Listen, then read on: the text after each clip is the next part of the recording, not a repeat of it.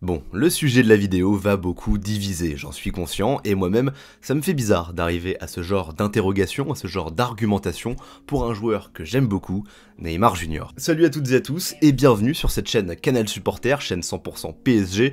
Je me présente ou je me représente, pour ceux qui auraient peut-être oublié mon prénom, ou si c'est votre première fois sur la chaîne, bienvenue, ça va bien se passer, moi c'est Théo, et je suis toujours aussi ravi de vous retrouver pour parler de l'actualité du Paris Saint-Germain, même si ça ne vous aura pas échappé, c'est un petit peu compliqué en ce moment. Et justement, on va profiter de cette trêve internationale, c'est dire, profiter, parce que normalement je la redoute la trêve, mais là, elle est bienvenue, elle fait l'effet d'un vent frais pour essayer de casser cette mauvaise dynamique du côté du Paris Saint-Germain. Et voilà, on va parler de mercato, de solutions, de quel avenir pour le Paris Saint-Germain dans les prochaines semaines. Mais aujourd'hui, on va se concentrer sur un joueur en particulier qui n'y arrive pas, tout simplement, qui concentre beaucoup de critiques, qui déchaîne aussi beaucoup de passion. C'est justement le paradoxe très intéressant avec ce joueur. Vous l'aurez compris, on va parler de Neymar et on va se poser deux questions aujourd'hui qui vont ensemble tout simplement.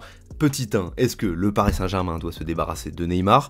C'est terrible de prononcer ces mots. Et numéro 2, faut-il encore croire en Neymar? Et juste avant de commencer, je vous invite comme d'habitude à vous abonner, à laisser un petit pouce bleu. Et j'ai remarqué d'ailleurs que sur portable, il y avait une nouvelle animation quand tu laisses un petit pouce bleu. Donc voilà, c'est l'occasion d'essayer. Tous les moyens sont bons pour faire monter le référencement. Je suis désolé, je suis un charlatan et on va se concentrer maintenant sur le sujet principal de la vidéo. On revient avec le contexte. Neymar, depuis son arrivée, c'est beaucoup d'espoir comme je vous l'ai dit, mais surtout beaucoup de désillusions. Il a été très souvent absent pour de longues blessures, il a donc très souvent loupé les grosses échéances dans les huitièmes de finale, les quarts de finale où ça s'est pas forcément toujours bien passé pour Paris. La seule vraie avancée de ce Paris Saint-Germain en Ligue des Champions, c'est vrai, ça s'est fait avec un très bon Neymar lors du Final 8, dans un contexte assez particulier, avec son arrivée en 2017 où vraiment c'était un autre joueur. Ce mois d'août de Final 8 était clairement la meilleure période pour Neymar qui vraiment influait sur le jeu, à défaut malgré tout d'avoir une bonne finition. Ça c'est un problème quand même très récurrent depuis quelques années, Neymar a perdu sa finition. Mais si ce n'était que ça son problème depuis 2-3 ans, la finition, eh bien ça irait.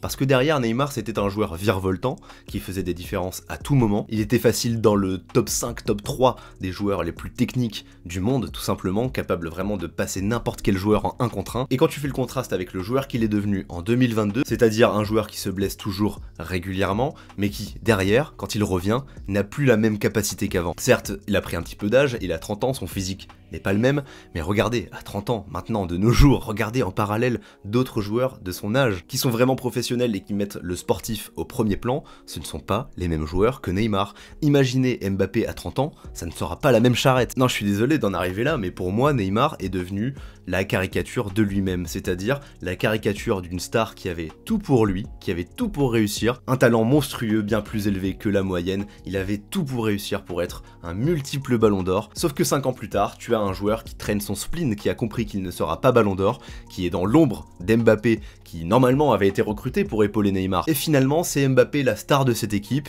Mbappé qui est acclamé par les supporters, là où lui est sifflé tant il n'a pas répondu aux attentes des supporters. En 5 ans, Neymar n'a fait que régresser pour arriver tranquillement au joueur qu'il est actuellement, c'est-à-dire un joueur qui ballon au pied ne fait plus de différence. C'est terrible, mais quand je le vois s'arrêter et provoquer un défenseur, je sais par avance qu'il ne va pas le passer, ou alors s'il le passe, il y aura une faute, ou alors il va perdre le ballon et il va faire le geste de trop. Voilà, c'est extrêmement critique ce que j'avance là, j'en suis conscient, et ça va peut-être diviser, peut-être que vous ne serez pas d'accord, et d'ailleurs dites-moi dans les commentaires, vous, votre point de vue sur le joueur qui est devenu Neymar. Mais ma vision, c'est celle-ci, et elle me fait clairement pas plaisir à exprimer, je préférerais que ça soit l'extrême opposé, mais le fait est que Paris est engagé jusqu'en 2025 avec un joueur qui n'est plus le même, qui ne progresse plus, voire qui régresse, qui a un salaire monstrueux et qui a une place dans cette équipe monstrueuse. Et donc si Neymar n'est pas en rendez-vous, il va rester le plus longtemps possible sur la pelouse en attente d'un coup de génie. Parce que maintenant, voilà, c'est le seul crédit qu'on peut lui attribuer, c'est qu'à la base, c'est un joueur fantastique. Et que donc, voilà, tu peux espérer qu'avec un geste, voilà, une petite talonnade, sa vista, il puisse faire la différence. Je n'omets pas du tout que ça puisse être le cas, et au contraire, c'est là où je vais porter mon axe d'amélioration pour lui, c'est que pour moi, il garde une vista et une qualité de passe incroyable. Et donc quand on se pose l'une des deux questions que j'ai énoncées au début de la vidéo, à savoir peut-on encore croire en lui, et à ça je répondrai qu'on ne peut plus croire à revoir le Neymar de 2017, ça il faut tirer un trait dessus, et ça, il faut qu'il ait l'humilité et le recul pour le comprendre. Parce que je suis désolé, mais pour moi, Neymar n'a plus du tout les caractéristiques d'un ailier. Non mais sérieux, quand tu le vois tenter toutes ses frappes de loin, ou même de près, hein, qui manque de calcium, qui manque d'efficacité, c'est criant. Il a un gros problème de finition, c'est pas lui qui va prendre la profondeur avec ses appels et sa vitesse, mais en parallèle, ça peut très bien devenir le joueur qui va lancer ses joueurs, ses flèches, ses finisseurs, parce que même diminué, il peut atteindre un profil très intéressant, celui d'un très bon passeur qui va faire des efforts au milieu de terrain. On le voit, il est beaucoup plus investi dans le travail défensif par rapport au joueur qu'il était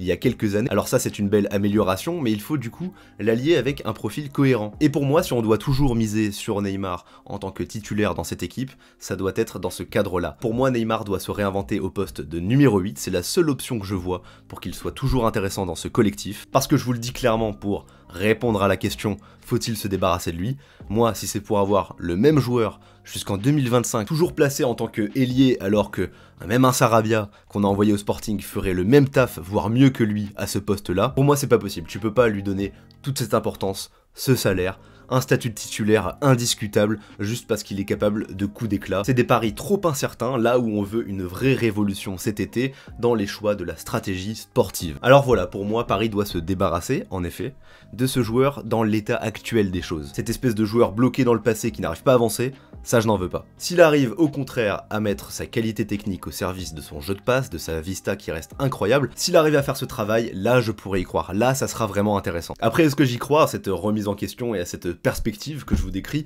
Je vous avoue que ça c'est une autre histoire et c'est un peu compliqué. Pour aller un petit peu dans son sens, encore faudrait-il qu'il soit entouré par un bon entraîneur, un bon staff, qui lui permettrait de prendre conscience de tout ce qu'il peut faire et de tout ce qu'il ne peut plus faire aussi. Pour moi, il est bloqué dans sa carte flashback de FIFA Ultimate Team. Alors oui, là, moi je l'ai, cette carte sur FIFA. Et là, je retrouve du Neymar de 2017, il est très fort, mais ce n'est plus le même joueur. Voilà, bon, je l'aurais dit suffisamment dans cette vidéo, vous l'aurez compris. Mais maintenant, faut avancer, faut du changement pour le coach, pour le directeur sportif. Et un joueur comme Neymar qui a beaucoup de talent à la base et qui a un tel salaire, etc., le conforter dans cette espèce de bulle que personne n'ose percer, ce n'est vraiment pas lui rendre service pour sa carrière professionnelle et pour le Paris Saint-Germain, en tout cas pour le club dans lequel il joue. Mais voilà, globalement, pour mon avis autour de notre cher ami Neymar. En parallèle, je suis bien conscient que dans tous les cas, ça serait très compliqué de le vendre cet été. Rien que ça, c'est quand même effrayant de voir qu'il y a quelques saisons, il valait 200 millions d'euros. On a essayé de le retenir au maximum en 2019, et aujourd'hui, je vois même pas un club mettre 40 millions sur lui, en sachant que t'as le salaire derrière. Je vous invite évidemment à partager votre avis dans les commentaires, dites-moi votre vision des choses. N'oubliez pas de vous abonner pour ne pas manquer les prochaines vidéos, cet été pour vous servir, et on se retrouve très bientôt. Ciao tout le monde.